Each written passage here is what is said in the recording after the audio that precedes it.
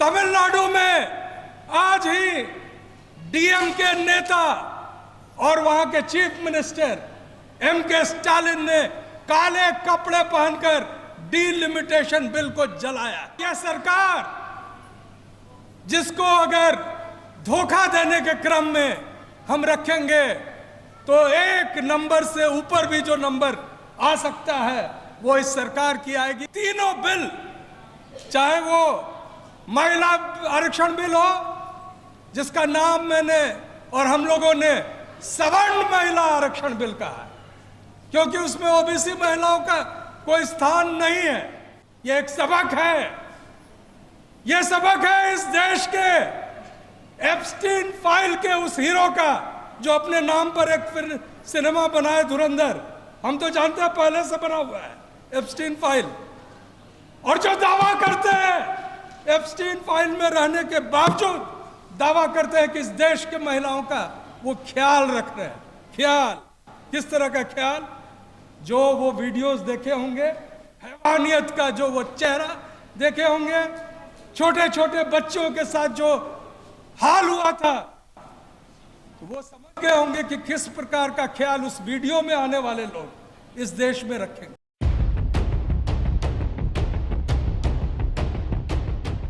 मैं सबसे पहले आदरणीय सांसद कर्मवीर बौद्ध साहब को बहुत बहुत बधाई देता हूं। और संसद में जब कोई, चूंकि आज उन्होंने शपथ ली है 16 अप्रैल को, तो ये बार उनको मौका मिलेगा सदन में अपना डेब्यू भाषण यानी पहला भाषण करने का। लेकिन उससे भी पहले जो आज उनका भाषण होगा वो एक तरह से पूरे समाज के लिए होगा, क्योंकि हमारी सोशल मीडिया जो है, जिनको मैं बहुत एहतराम करता हूं, वो हमारी बात को लोगों तक पहुंचाते हैं। जो गोदी मीडिया है वो पहुंचाए ना पहुंचाए कोई फर्क नहीं पड़ता है। जय फुले, जय भीम, जय मंडल। आज 3 प्रमुख विषय पर आपको समझना होगा कि संसद में 3 दिन का विशेष सत्र बुलाया गया है। और कब बुलाया गया है? जब बंगाल में विधानसभा चुनाव चल रही है और ममता बहन वहां तड़ीपार साहब को रोज झुला रहे हैं। जब वहां तमिलनाडु में आज ही डीएमके नेता और वहां के चीफ मिनिस्टर एमके स्टालिन ने काले कपड़े पहनकर डीलिमिटेशन बिल को जलाया, तो यह बहुत महत्वपूर्ण दिन है। और यह सरकार जिसको अगर धोखा देने के क्रम में हम रखेंगे तो एक नंबर से ऊपर भी जो नंबर आ सकता है वो इस सरकार की आएगी, क्योंकि तीनों बिल, चाहे वो महिला आरक्षण बिल हो जिसका नाम मैंने और हम लोगों ने सवर्ण महिला आरक्षण बिल कहा है, क्योंकि उसमें ओबीसी महिलाओं का कोई स्थान नहीं है। ये जो पहला बिल जिसको मैंने कहा, ये सवर्ण महिला आरक्षण बिल। क्यों सवर्ण महिला है? क्योंकि जो बाबा साहब ने एससी एसटी के लिए रिजर्वेशन दिया था उसी में से 1/3 को हटा दिया गया महिलाओं के लिए, यानी एससी एसटी कोटा से 1/3 सीट पर पुरुष जो है उस समाज के पुरुष नहीं चुने जा सके। इसका विरोध नहीं हुआ, लेकिन यह साजिश समझिए। ओबीसी महिलाओं को कोई स्थान नहीं दिया गया, इसका भी विरोध नहीं हुआ, लेकिन इस साजिश को भी समझिए, क्योंकि एक समाज वो है जिसके वो स्टार होते हैं जिसका नाम कंगना और कुछ कुछ होता है, जिसके पीछे हमारे ही समाज के लोग जाके जिता देंगे। लेकिन हमारे समाज की महिलाएं जो आमतौर तक सुसंस्कृत घरों में रहने वाली, समाज के सभी मान मर्यादाओं को रखने वाली हैं, उनको शायद उनकी पारी नहीं आ पाएगी। मैं जान रहा हूं कि जो बात मैं कह रहा हूं बहुत लोगों को नहीं पता है। दुनिया में एक देश है हंगरी, और उसका प्रधानमंत्री विक्टर ऑर्बन 16 साल के बाद 16 साल तक शासन किया, सुप्रीम कोर्ट को अपने शिकंजे में रखा। मैं किसी से कंपेयर नहीं कर रहा हूं। वहां के मीडिया को गोदी मीडिया बना के रखा, चुनाव आयोग को अपने जूती के तले रखा। मैं किसी से कंपेयर नहीं कर रहा हूं, आप ध्यान देंगे।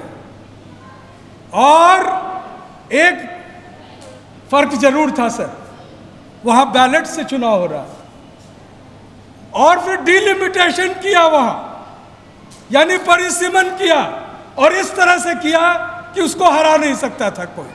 लेकिन इस बार चुनाव में जब अमेरिकी के उपराष्ट्रपति जेडी वांस उनके प्रचार में गए, बुरी तरह लोगों ने उनको पराजित कर दिया, मिट्टी में मिला दिया। यह एक सबक है, यह सबक है इस देश के एप्स्टीन फाइल के उस हीरो का जो अपने नाम पर एक फिर सिनेमा बनाए धुरंधर। हम तो जानते हैं पहले से बना हुआ है एप्स्टीन फाइल, और जो दावा करते हैं एप्स्टीन फाइल में रहने के बावजूद दावा करते हैं कि इस देश के महिलाओं का वो ख्याल रख रहे हैं। ख्याल, किस तरह का ख्याल? जो वो वीडियोस देखे होंगे, हैवानियत का जो वो चेहरा देखे होंगे, छोटे छोटे बच्चों के साथ जो हाल हुआ था, वो समझ गए होंगे कि किस प्रकार का ख्याल उस वीडियो में आने वाले लोग इस देश में रखेंगे। तो यह महिला बिल लाया गया है आपको बरगलाने के लिए, और डिलिमिटेशन यानी कि परिसीमन जो हो रहा है इस तरह से किया जाएगा कि आपके लोग चाहकर भी चुनाव नहीं जीत पाएंगे। मैं ध्यान दिलाना चाहूंगा, 2002 में जब परिसीमन हुआ था तो उसके दो नियम सर होते हैं, या तो वो भौगोलिक स्थिति पर होना चाहिए, ज्योग्राफिकल, या वो प्रशासनिक इकाई के तौर पर होना चाहिए, यानी कोई जिला बन सकता है एक लोकसभा का क्षेत्र। लेकिन 2002 में जस्टिस कुलदीप सिंह और अरुण जेटली साहब ने मिलकर जो किया, इधर से उस जाति को लिया, इधर से उस जाति को लिया, कि उसके चुनाव क्षेत्र उनके अपने मन अनुसार बने, लेकिन वो चुनाव जीत नहीं पाए। 2004 में वो चुनाव हार गए। लेकिन इस बार बहुत ही साजिशन ये डिलिमिटेशन किया जा रहा है। सर तो संसद में बोलेंगे। मैं निवेदन करता हूं आदरणीय राजेंद्र पाल जी को कि जरा सोचे कि किस तरह की साजिश इस डिलिमिटेशन में की जा रही है। क्या आपके लोग फिर जीत पाएंगे? अगले 50 साल तक वही लोग जो तथाकथित आरएसएस हिंदूवादी संगठन जो हिंदू राष्ट्र बनाने के लिए कृत संकल्प है और संविधान को धूल में मिलाने के लिए साजिशन तैयार है, वही लोग शासन करेंगे। तो क्या ये हमारा कर्तव्य नहीं है कि इसका विरोध किया जाए? मैं बताना चाहूंगा कि जो सेंसस में बिल लाई जा रही है, यानी कि पहले तो कहा गया था कि जाति के आधार पर गिनेंगे, अब क्वेश्चन नंबर 12 से हटा दिया गया, यानी उसमें SC ST एंड अदर्स किया गया, OBC नहीं है। लेकिन उससे भी एक गंभीर बिल आज कल परसों आ रही है। गजेंद्र भाई जरा सुन लीजिए जरा। वो बिल ये है कि जो सेंसस होगा उसकी डेटा आपको बताई नहीं जाएगी, वो सिर्फ सरकार के पास रहेगी। जैसे 2011 की जो रिकॉर्ड्स थे, जो जातिगत सर्वे हुआ 5000 करोड़ खर्च करके, वो सिर्फ फाइलों में बंद है, या तो वो इस देश के गृह मंत्री के पास है या प्रधानमंत्री के पास। कहा गया कि नीति आयोग को सौंपा गया है और सौंपा रह गया, क्योंकि वो बहुत बड़ा खुलासा था कि इस देश के बहुसंख्यक लोग, जिसको कभी कहते हैं कि इसने आपका खा लिया, उस जाति ने खा लिया। ये नहीं कहते हैं कि 99% इस देश के सत्ता और संसाधन को सिर्फ एक जाति, और वो कौन जाति है आप जानते हैं, जो भोग रही। सुप्रीम कोर्ट के सभी जज उसी जाति के। भारत सरकार के सेक्रेटेरिएट में एक भी SC ST सेक्रेटरी रैंक पर नहीं है। यूनिवर्सिटी के प्रोफेसर्स कितने हैं सुधांशु भाई बोलेंगे। और महिला बिल का एक विशेष बात बताना चाहता हूं।